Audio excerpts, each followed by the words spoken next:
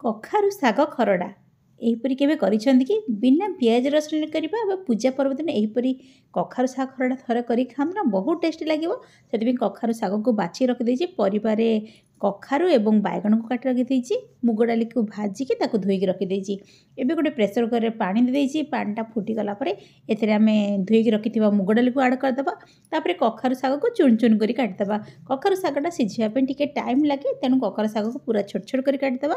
ଆପଣ ଦେଖି ଜାଣିପାରୁଥିବେ ମୁଁ ପୁରା କଖାରୁ ଶାଗକୁ ଏପରି ଭାବରେ ଛୋଟ ଛୋଟ କରି କାଟି ଦେଉଛି। କାଟି ଗୋଟେ ଥର କଖାରୁ ଶାଗ ବାହାର କରି ରଖିଦେଉଛି। ତାପରେ ଆଉ ଯେତେକ କଖାରୁ ଶାଗ ଅଛି ସବୁଯାକ କଖାରୁ ଶାଗକୁ ମୁଁ ଧୀରେ ଧୀରେ କରି କାଟି ଦେଉଛି।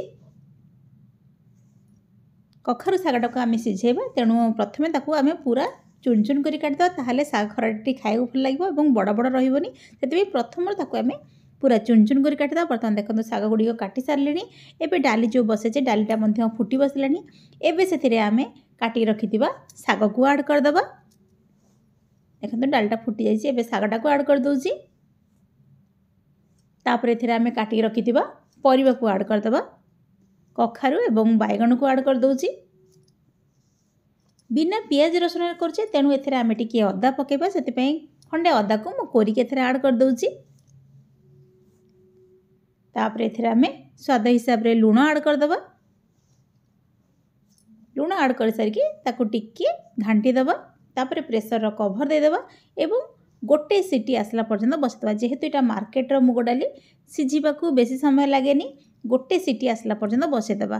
ଗୋଟେ ସିଟି ଆସିଗଲାଣି। ଏବେ ମୋର ମୁଗ ଡାଲିଟା ଏବଂ ଶାଗ ମଧ୍ୟ ସିଝାଇଛି। ମୁଁ ଆପଣମାନଙ୍କୁ ଦେଖାଉଛି।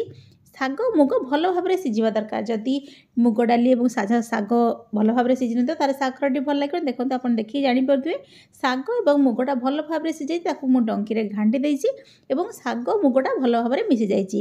ଏବେ ତାକୁ ଆମେ ଛୁଙ୍କ ଦେବା। ବିନା ପିଆଜ ରସୁଣରେ କରୁଛେ, ଆମକୁ କିଛି ଦେବାକୁ ପଡ଼ିବନି। କେବଳ ଜିରା ଏବଂ ଲଙ୍କା ଦେଇକି ଆମେ ଛୁଙ୍କ କରିବା। ଛୁଙ୍କ ଦେବା। ସେଥିପାଇଁ ଗୋଟେ କଡ଼େଇରେ ମୁଁ ତେଲ ନେଇଛି। ତେଲଟା ଗରମ ହେଲା ପରେ ଆମେ ଏଥିରେ ଗୋଟେ ଛୋଟ ଚାମଚ ଘିଅ ଆଡ଼୍ କରିଦେବା। ଆମେ ଏଇଟା ପୂଜା ପର୍ବରେ କରି ଖାଇବା, ତେଣୁ ଗୋଟେ ଚାମଚ ଘିଅ ଆଡ଼୍ କରିଦେଉଛି। ତାପରେ ଏଥିରେ କିଛି ଜିରା ଏବଂ ଶୁଖିଲା ଲଙ୍କାକୁ ଆଡ଼୍ କରିଦେବା।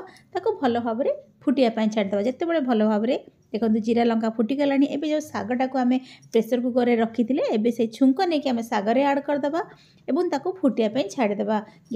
ଗ୍ୟାସ୍କୁ ଅନ୍ କରିଦେଇ ତାକୁ ଫୁଟିବା ପାଇଁ ଛାଡ଼ିଦେବା।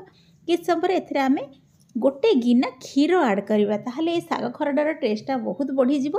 ସେଥିପାଇଁ ଦେଖନ୍ତୁ ଏବେ ଶାଗଟା ଫୁଟି ବସିଲାଣି। ଏବେ ସେଥିରେ ମୁଁ ସିଝେଇକି ରଖିଥିବା ଗୋଟେ ଗିନା କ୍ଷୀରକୁ ଆଡ଼୍ କରିଦେଉଛି। ଆଡ଼୍ କରିକି ତାକୁ ଭଲ ଭାବରେ ଗୋଳେଇଦେବା।